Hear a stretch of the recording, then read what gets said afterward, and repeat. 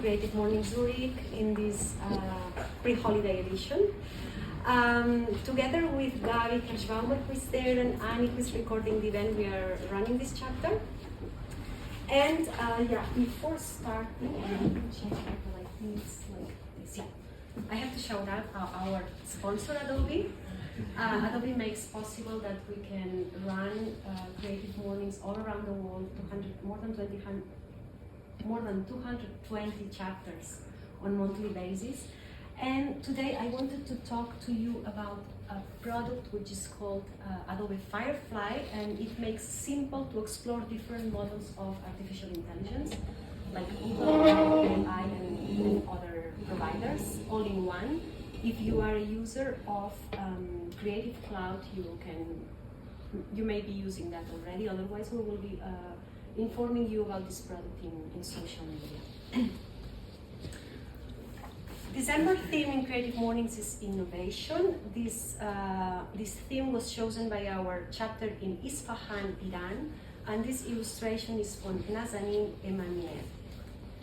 Innovation is about breaking routines, about reimagining what is familiar. Hello. It makes uncertainty more an invitation than a barrier, and it requires curiosity and willingness to try on. And our speaker here, Michael Thurnherr, knows a lot about that. And would you like to come here with me? Would you like to come with me? I have this beautiful picture of it. I love it. And Michael is a product designer. For instance, he has designed a coffee machine, which probably most of you know. He's founder of the Second West multi-award agency and has helped clients for the last 25 years to supporting them in innovation, strategy, and design. He's also a yoga teacher, which I think makes a very interesting profile. and yes, please, Michael, I know that you've prepared a very nice presentation. The talk will be in German. Please feel free to address any questions in English. Michael speaks very well English as well. And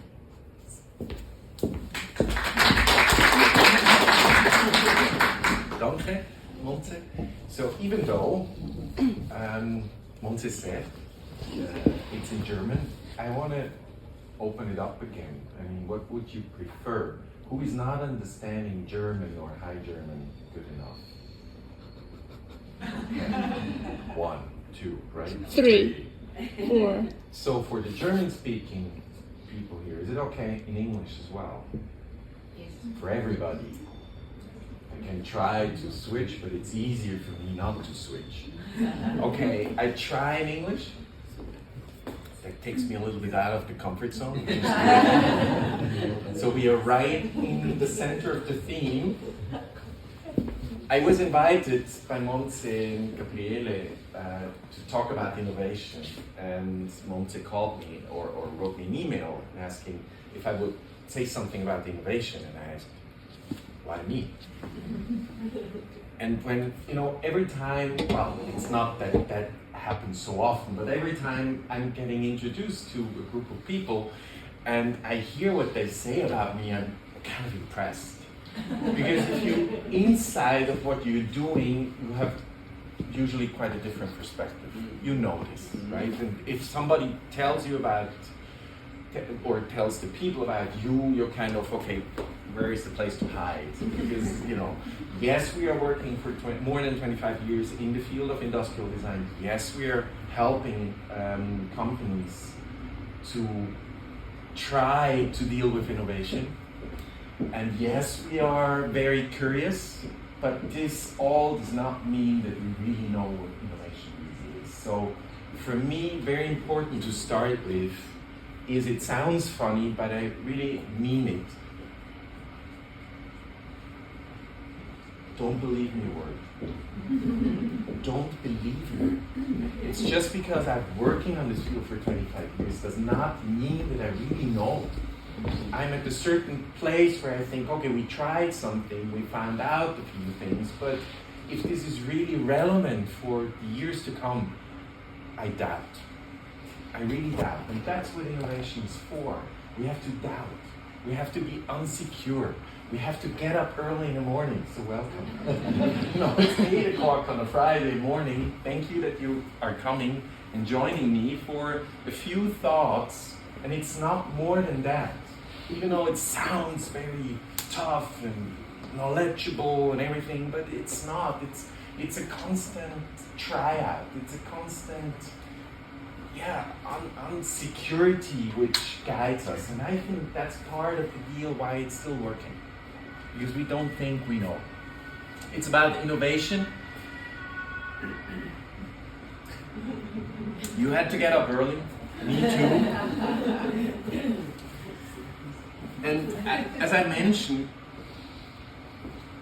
I think getting early up in the mornings is really part of how to start with talking about innovation.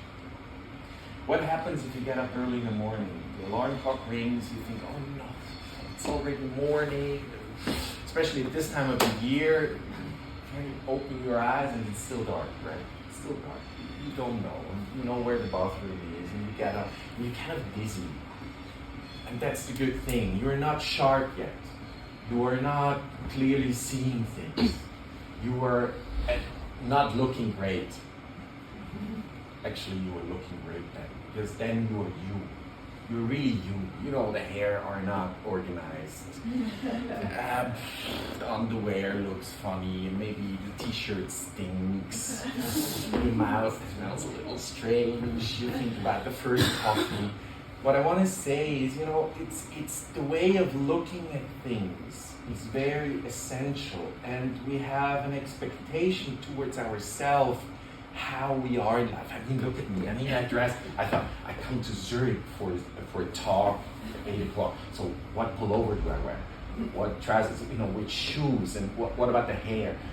We try to fit in a world which we think of that this world is this way. But the world is different. I mean, we all looked quite strange when we got up this morning. But everybody knows, and we would have a great meeting if we would have able to say, okay, guys, let us get together the way we get out of bed. Wouldn't that be fun? It would be so honest, so straight, so just the way it is. Just the way it is. And that's one of the key things I wanna give you, or I wanna communicate. More often than not, the things are not the way we see them, or otherwise we see not the way, or we look not the way, or see not the things the way they are. I mean, is this a house? Are we, something wrong? The moment we think, no, everything is fine, that's a good chance that there is something not really good. The moment you think something is strange, great. Because this leaves an open space. This is an unknown. This is an insecurity. This is a moment of feeling uncomfortable. We are not used to that. We usually don't like that. We try to come to a state of comfort and knowingness as soon as possible. So again, I mean, this house is built. It's just that somebody said, what if I turn a house around, and why not living in the roof as a ground floor? And I mean, of course, it's kind of a joke, but it's not. It wants to tell us something, and that's what art is for. It want to trigger us. It want to kick us out of the comfort zone. So innovation, a lot of times, is first of all something you don't understand, turning things upside down like this house. Another few things, this is not AI. This wire actually gives this shadow on the wall. So if you would see the shadow, you would never think of a wire like this form. Why not? Because we are used to see in a certain way. We are taught to see in a certain way. We are taught that things are that way or that. This is good, this is bad, this is good for me, this is not good for me, and so on and so forth. Not what we see is most important, but how we see it. You know, and what I will tell you is very basic and very simple, but we have to go down to the ground to really understand what it means. What if I would say football or soccer ground, soccer field? What picture pops up in your head? Let's see if this picture fits with what this group did here. We would never, ever think of a soccer field being on a, with trees in the middle. Why not? Because soccer field is for us clear what it is. Is it? Or is it the definition we gave it? And why is this definition, or has to stay? Why can we not change it around, or at least question it? Wouldn't it be fun to have a soccer game here? I don't know, maybe not. Because there is a lake next to, so we have always to swim to get the ball again. We know those things, right? Which center circle is bigger? Okay, the mind knows, but the eyes see it, and it's confusing. Or is it the same color? Is it the same color? Gray in the center? Yeah, the mind pops in and says, yeah, he's cheating us. Of course, if you take things away of the picture you saw, it's a different thing. Which is also a very important thing. We look at something and understand something.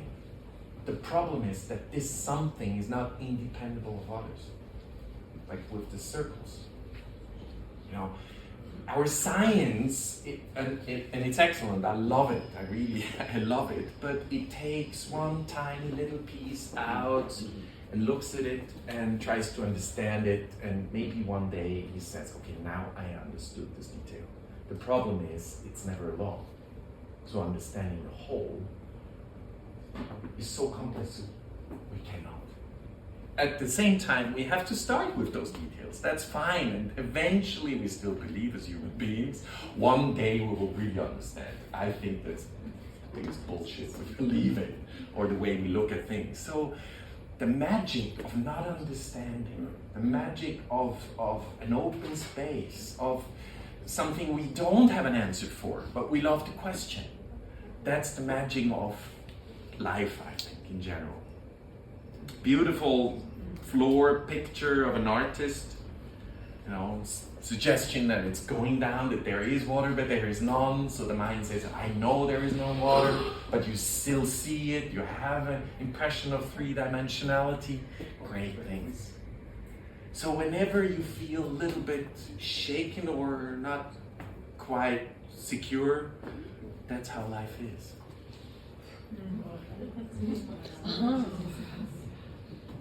Beautiful, isn't it? It's beautiful. How do you see this man? From which side? Is it the front? No, I don't know. I don't know. Innovation.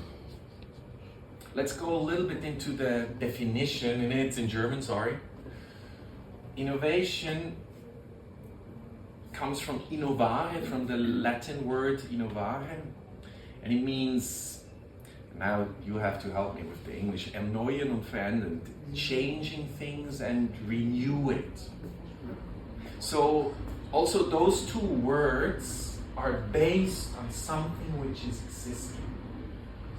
And this little detail is quite important to where I later on will come to how we see innovation and how we start to try to find innovations. It's not finding something completely new all the time, that's very stressful. But looking what there is and trying to really understand how it is, and not how I see it, but what it is, what it really is. That's the thing. So it starts Innovare, and again, renewing and changing thing, and this goes back to the word, the Latin word novus, which is new.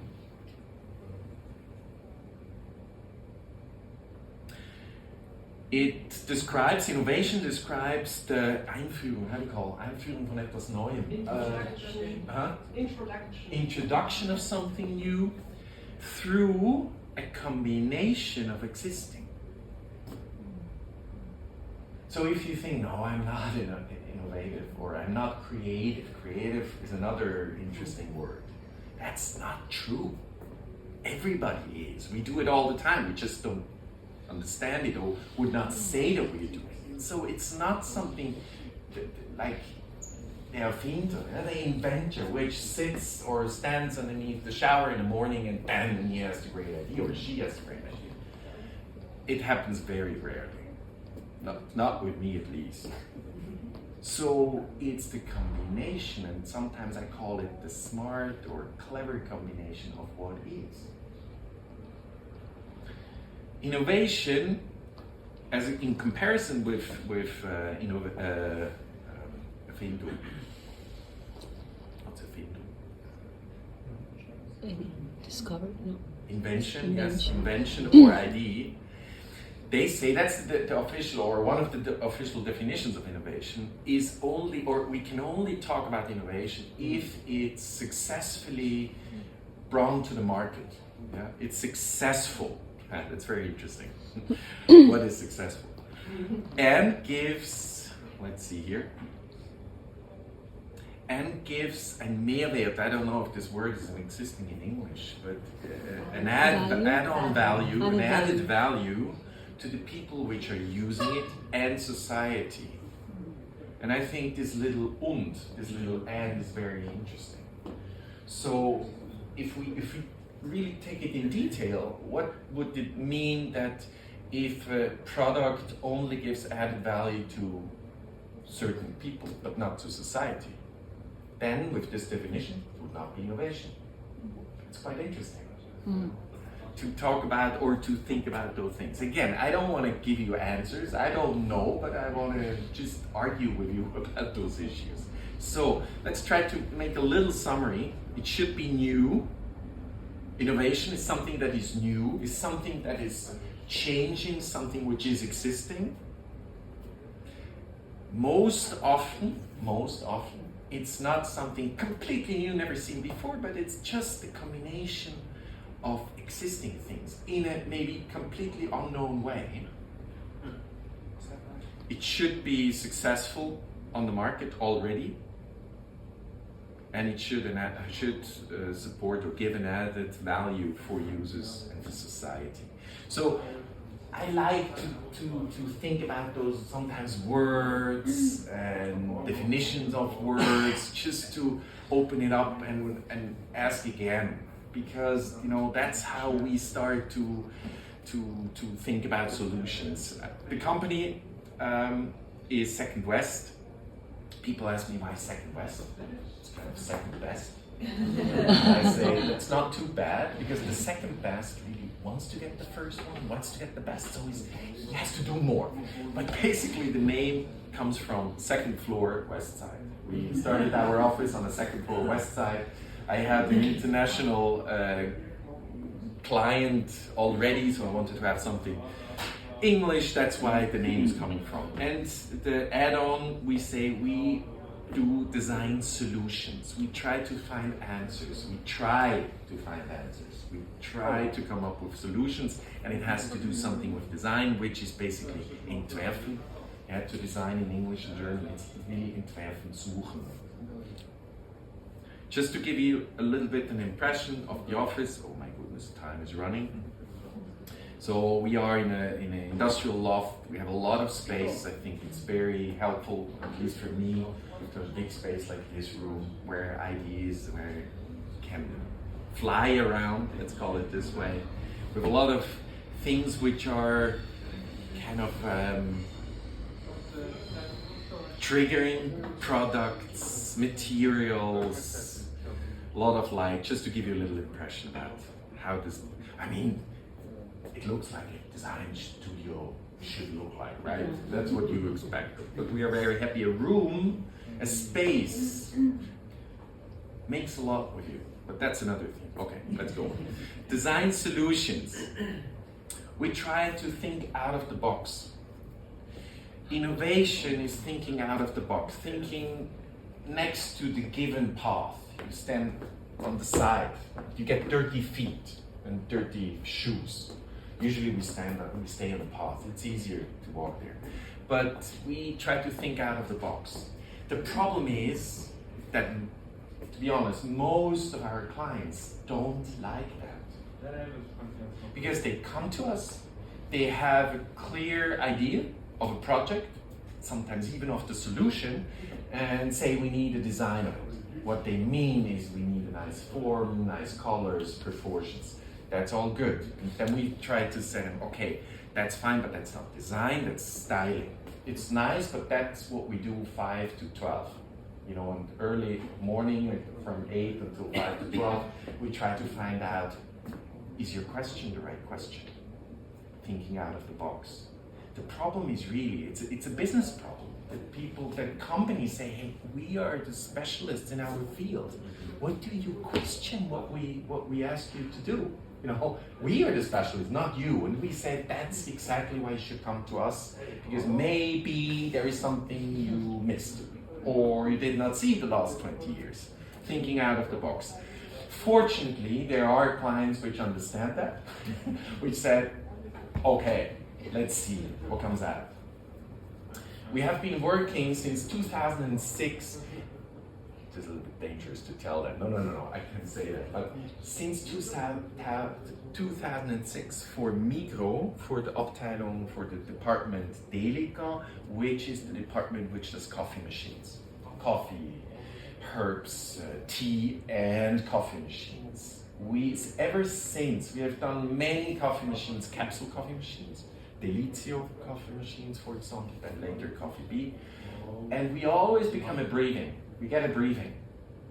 This briefing is technical briefing, this is a marketing briefing, and we always get this briefing. It's very straight. We know what we have to do. And for the client, this is very important. And one of the tactics we use, or the methods we use with the team is we always do what the client wants. That's rule number 1. Always do what your client asks for. Rule number 2, never do only what your client asks for. Since 2006, Migros never has chosen the concept which was the closest to their briefing. Never, ever. It never happened. If I tell this, my client say, okay, maybe you don't give us a briefing because we know what the coffee machine should technically be like. The client does not like that. They have to do this briefing to understand where they think they want to go. But they think they need people who think out of the box to tell them, okay, but. So again, the result is really interesting. Same thing, I think, 10, 12 projects we did. We did not all win, but the ones we won, they took always a concept which was sometimes even very far away from everything. The process is chaotic. You know, sometimes I'm involved in teaching students, how is design done? How is innovation done? Forget it. Don't think of, you learn how to do it, you apply it, then it works. It does not work. Life does not work in a planned way. We think we are in control. Come on, we are not. You know, it gives us a good feeling sometimes, but we are not. So also the process of innovation is chaotic. We run against walls. We as well run against walls. How you make offers for innovation, after 28 years, I don't know. We try again and try again. And sometimes there is a way around. Sometimes we just try to go straight and then we say, why not go right? And then we might find a way. Sometimes not. Or we hit against another wall. We have to really search a lot. We have to be open. You have to, again, look very closely. with the glasses. Sometimes you have to hide yourself yeah, to find out. And sometimes you have to dive really, really, really deep. The most, or one of the most important, not the most, again, it's one of the most important, is to ask yourself again and again, what if? Gabriele skipped her job, which she liked because of different reasons. That's uncomfortable. That's bloody uncomfortable these days. And then you're going to ask yourself, what if? What if? Do I need to stay a designer for the rest of my life? You know, right now, actually, since 2 years, business is not easy. You know, also in Switzerland, it's not easy. We have a hard time to getting jobs now. You know, we have been a team of 7 people 2 years ago. We are now in 3. It's not easy. It's tough. So it's also good then to ask, okay, what if? What if? What else is there? It's the same thing here. So a few examples, just try to be quick now.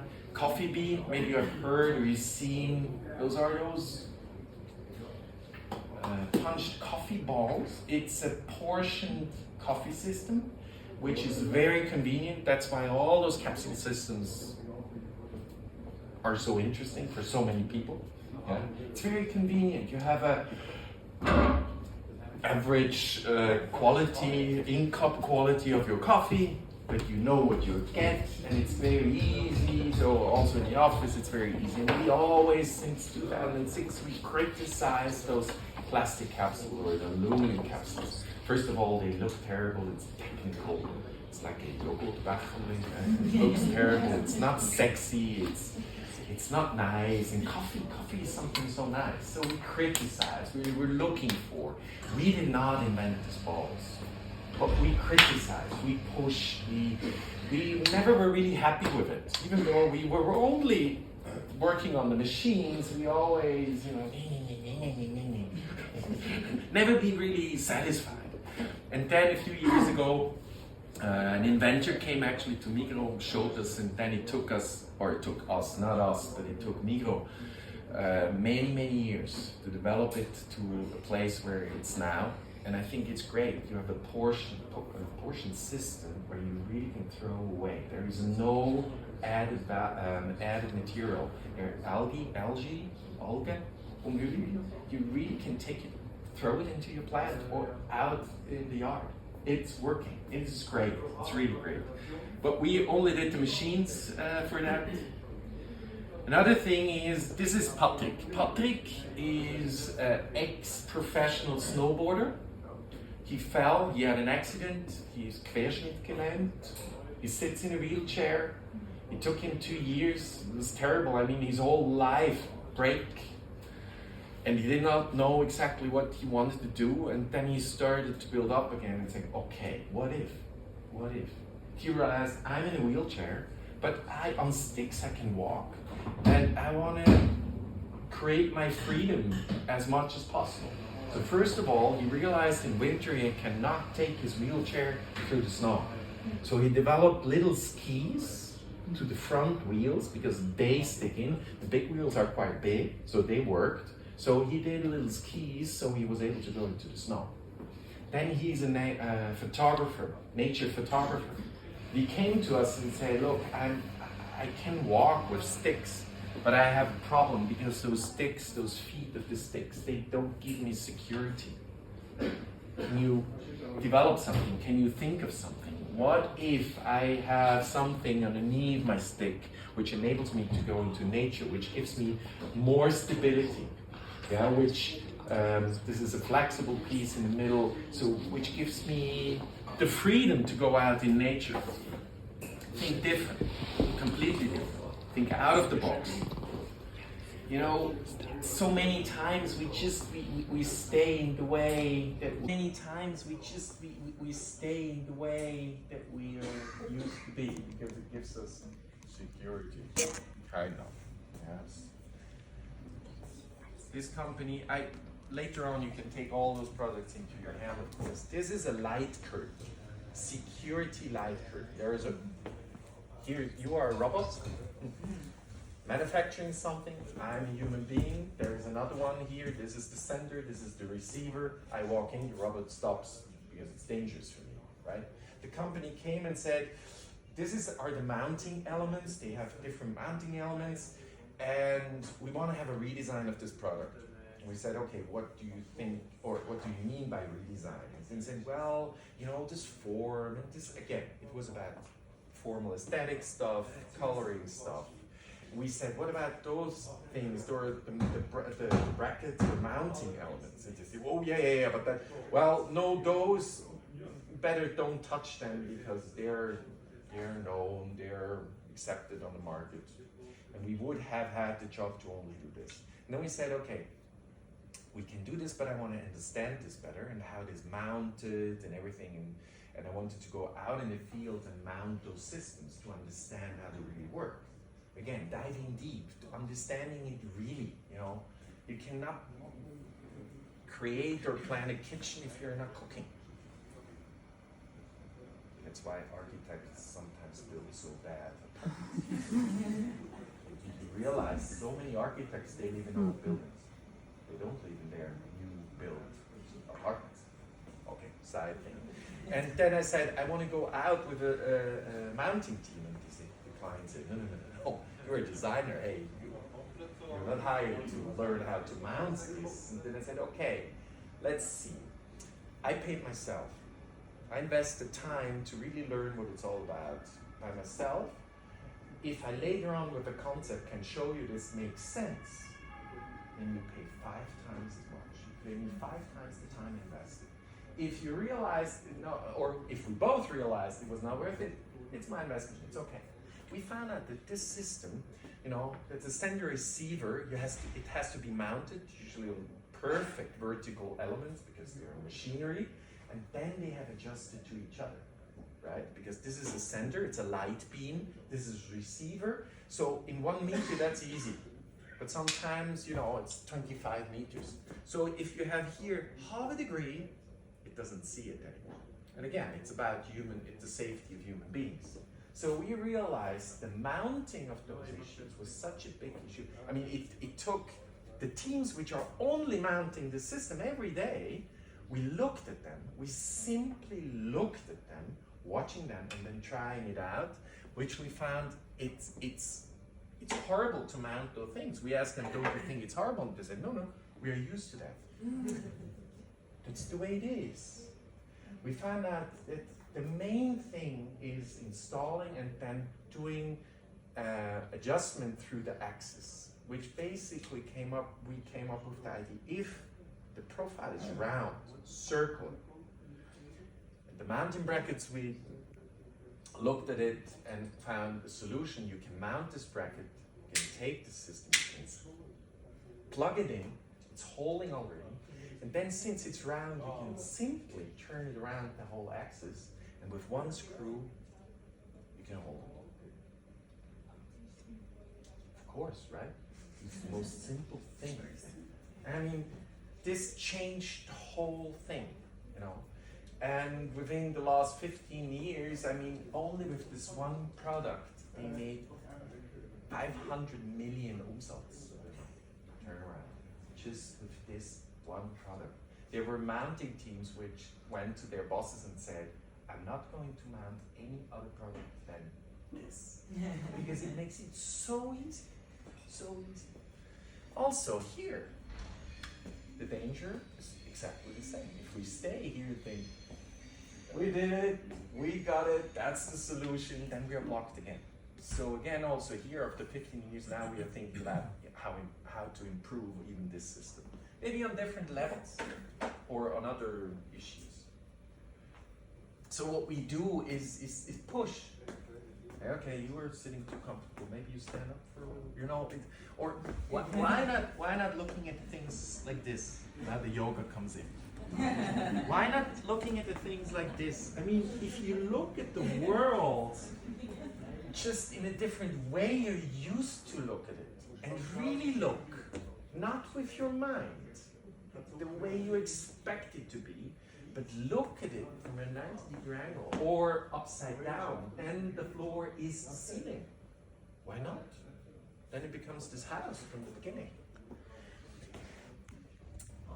So that's what we try to bring people to. That's also part of why I like yoga, because it's turning the world upside down. Physically, yeah, your body, but also mentally. Hinterfragen, we question things. We try to start things. We dive deep. We try to find. And sometimes we really provocate. You know, another detail which I love, I mean, I'm great, you know.